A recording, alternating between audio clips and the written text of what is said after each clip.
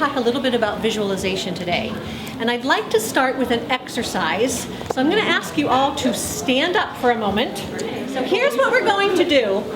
I want you to start with holding up your primary hand, so what you write with your thumb up.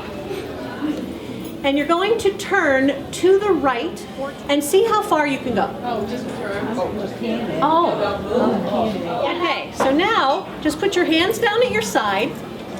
I'm going to ask you to close your eyes, but I want you in your mind's eye to think about where, okay, without moving, imagine yourself turning 45 degrees, then 90 degrees, back to the back, and how far you want to go. So how far you can actually go with that thumb in your mind's eye, be thinking about that.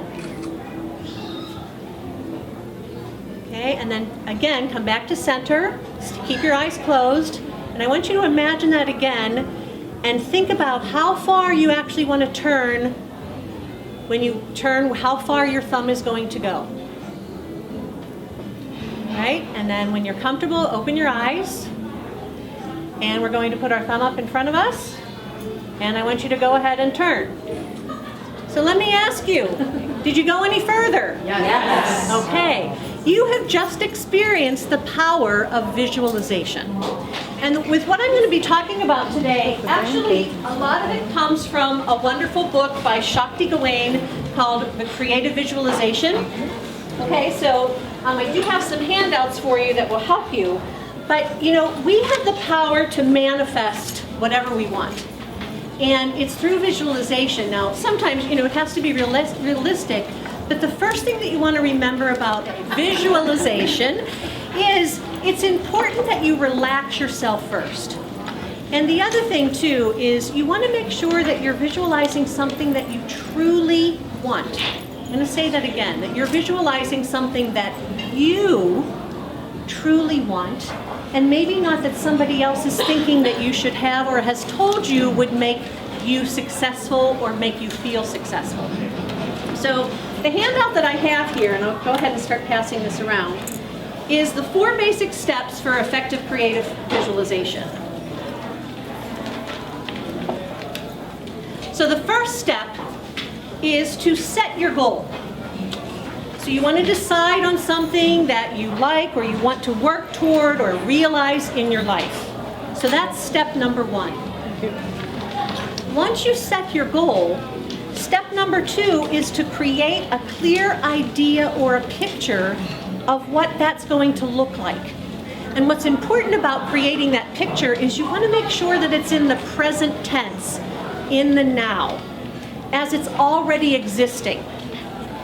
So oftentimes when Karina was here, some of you may have remembered her presentation. One of the things that she did is she said she wrote gratitudes for today and gratitudes for in the future. Very similar to this step here is seeing it as it already is. Okay? It always reminds me of a book that you probably all heard of too, which is You'll See It When You Believe It. Okay, it's really, that's the same concept here. And I can pass these books around if anyone's interested, but we'll start creative visualization around at least. Okay, next you want to focus on it often. All right? So you want to make sure that you are during quiet times, maybe early in the morning, maybe late at night. You're focusing on that goal, taking some time to meditate on it, much like we just did with the thumb. You know, it didn't take that long to visualize that in your mind's eye, but I will also say to you, if you find that you can't really picture something in your mind, it's okay. What you can do is, you can think about it, you can feel it, you can smell it, you can touch it. You know, if you're tactile, come up with some way to touch it. What would it feel like to have that? So your mind's eye can be a lot of different ways. Each of us have different ways that we process that really work for us. So do it in a way that works for you. And you might be thinking, I've had some people tell me, I don't imagine. But you do imagine. If I took you through an exercise right now and said, let's close your eyes and go into your kitchen, you would be able to picture where everything is. That's the same, visualization is the same thing. So picturing it as it is there. Then finally, the fourth step is you want to give it positive energy. So you want to think of it as in a positive and encouraging way. So you want to see yourself receiving it and achieving it. And you know, we hear about this a lot. Sports figures do this oftentimes, where if they are injured, they will see themselves still doing something over and over again. And the body really doesn't know any difference between that. It actually makes the synapses in between the brain that they are actually going through that process. And there was a study out there, I won't remember the actual individuals that did the study, but they had individuals that were not performing a physical activity and others who were just seeing it in their mind's eye, and the muscle development was the same from both sides because the mind didn't know the difference. Okay? So we're going to do one more visualization, and you can sit for this one. You don't have to stand up. All right? So I'm going to ask you to close your eyes for a moment. And I want you to think about, so we're going to go through these 4 steps pretty quickly, but we're going to go through them.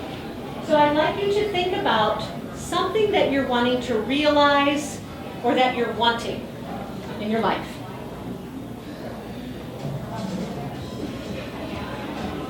And I want you to imagine you're in a big movie theater, and in front of you on the screen, there you are, realizing that you want. And as you're realizing it, I want you to smell what's around you. Get that sensation of what it smells like to be in that space.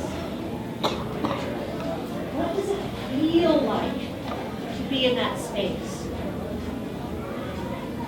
Who's with you? Do you have friends and family around you? Your significant other? Is it just you alone? Are you up on a stage receiving applause for something that you did? Whatever it is.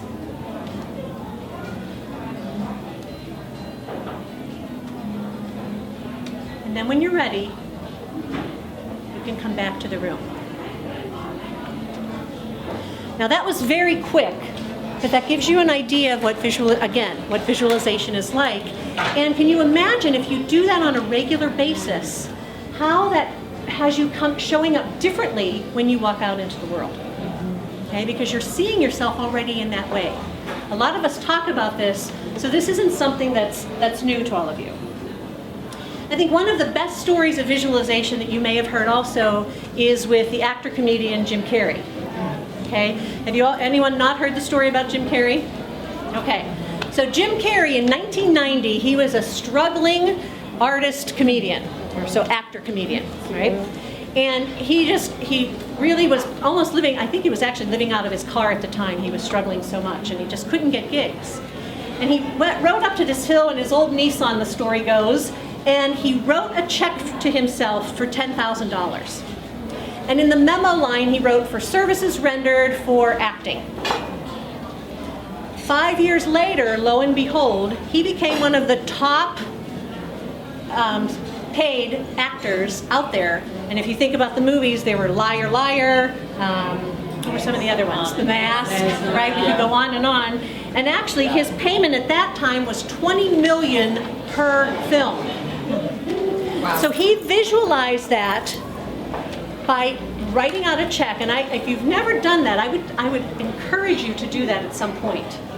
Write yourself a check. If there's a number that you're going toward, it may not happen next month, it may not happen this year, but 3 years from now, you'll go back and you'll go, oh my gosh, there it is. I got it. And it may come from one client, it may come from a series of clients, but it does actually work. Visualization works. Now, since we introduced our vision board this morning, I also wanted to talk a little bit more about vision boards, because there are a couple ways. Does anyone create their own vision board? Excellent. Oh, that's fantastic. So vision boards, if you're not familiar with them, there are actually a couple different kinds, and just wanted to talk about those. As I said, this one that we created is called Opening and Allowing. That's an opening and allowing board. So instead of going after specific images, you open up magazines, you go through real quick. I also call it intuitive, so you go through, you let the images call out to you. Colors will call to you, images will call to you, words will call to you, and you'll be, I have no idea what this means, but I encourage you, do it quickly, rip them out, and then put them together. And what happens is if you then ask some series of questions about those images, it's fascinating what those images are trying to tell you. And Jen probably has one of the best stories about it when we did vision boards together, but you will find that there are some things that have come up in your life that when you put the picture on the board, you're like, what in the world is that? And then suddenly, 2 years later, a year later, you go back to that vision board and here something has manifested that you didn't even realize was something that had been planned for you all along, but you maybe were blocking out because of beliefs. Another kind of vision board is the I know exactly what I want vision board. Okay, so those you can do for, you're very clear about your intention, so you go and you look for specific images, and you may take some time to find your images and put them all together on a board that you know specifically what you want. And one last kind of vision board that doesn't get talked about, but it's called a targeted vision board. So it might be about, you're very specific about your career. It might be very specific about if somebody just got divorced and they're wanting to manifest a man in their life or just manifest happiness through the divorce. They can do a very targeted vision board about what they want that to look like. And it's interesting how it will actually guide you through. Okay? So if you haven't created a vision board, I would really highly encourage you to create one. And there are several workshops that you can go to, you can look online. I actually do a 4-hour retreat that's around vision boarding together with women virtually, so you don't have to leave your house. But you don't need any, you don't even have to go and buy a poster board if you don't want to. I will say to you that if you just take out a manila folder creates a great background for a vision board. And what's nice about the manila folder is, especially since we all travel around, you can fold it up and take it with you. And so you don't have to always be at your desk to see it. It's a great opportunity for that. So any questions that I can answer around visioning? I mean, that's a very quick overview about visualization. I was just going to mention I have one on my phone. I make a folder in my gallery in my camera, and I as we were sitting here, I just realized something I wanted to add to it, so I just downloaded a picture from the internet right now. So it's something you can have with you all the time. Absolutely. Very great suggestion, and I know that I've seen a couple different electronic ones that people do, and they're great to do that. I heard something the other day, particularly those of us, I'm certainly past the 50 age, and anyone who's familiar with Dr. Christiane Northrup? Yes. Okay, Christiane Northrup, I love her too. She mentioned how, and Peggy, looks like Peggy left, but with Ageless Grace, we talk about, whenever we talk about getting older, then we start to feel older. But she says you should take a picture of yourself when you were at your prime or when you felt your best and your healthiest and most vital. Put that on your phone and look at it. And they have also done studies. She has studies that she mentions in her recent PBS special that people that are feeling young and thinking about that, that's how they act and that's how their body's acting. Their body is not responding to that old feeling again. There's the power of visualization once again. It's what we actually believe is what happens. Okay?